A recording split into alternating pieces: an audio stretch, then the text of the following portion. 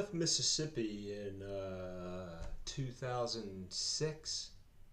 I sold my home, I moved to Vermont, and eventually landed in New Hampshire for a chaplaincy internship at Dartmouth Medical Center.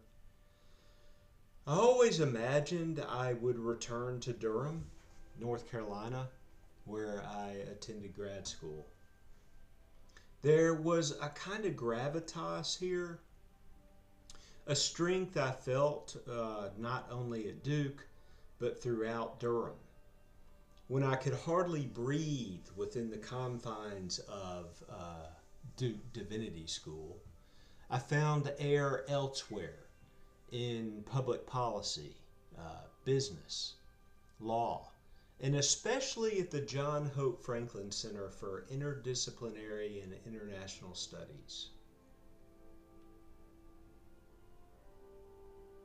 Franklin was one of America's foremost historians. His landmark book, From Slavery to Freedom, placed Black history where it had always belonged, at the center of American history. And the center, bearing his name, always felt alive with inquiry rather than confined by doctrine, like the Div School.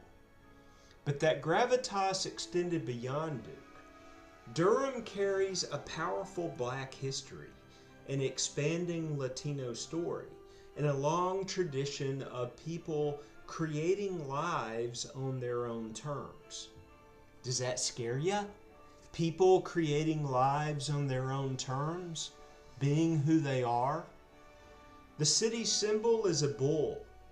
He stands in bronze at the center of downtown, and you should see his balls.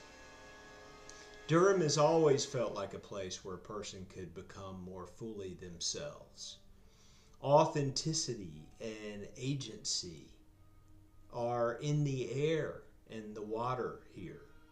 For decades, I have been breathing them in, inhale and exhale, as I've grown into my own. Agency is the power to direct your own life, to think for yourself, speak in your own voice, make your own choices, and act upon the world rather than merely being acted upon.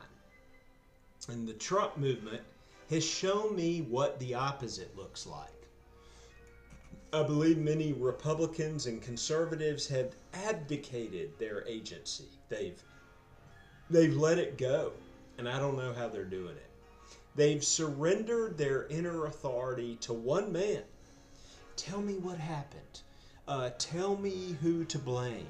Tell me what to believe. Trump didn't create this surrender.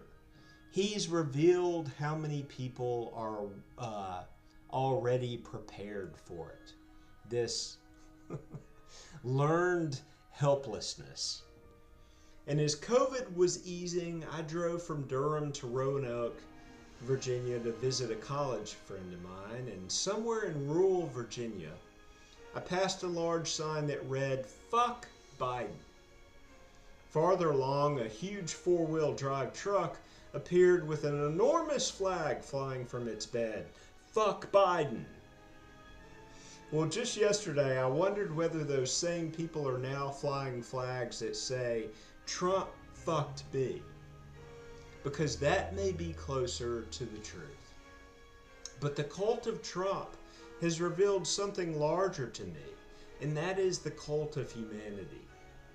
Most of us seem remarkably willing to surrender ourselves to the group. We follow the family, the religion, the political party, the profession, and culture. We don't say what we really think because we don't want to rock the boat. We whittle down our uniqueness until it fits comfortably inside what others will tolerate. Then we call it politeness, professionalism, belonging. Stanley Hauerwas, the brilliant and formidable Duke theologian, has been coming to mind for me lately. He was the son of a Texas bricklayer, and carried an unmistakable gravitas and chutzpah into the classroom. And although I no longer share his literal Christian beliefs, for sure, I remember the force of his presence. He began every class with a prayer, though today I might call it more of a monologue about whatever he was thinking. One morning in that undeniable Texas drawl, I remember him saying, "God forgive us, for we are just so boring." I believe he was right.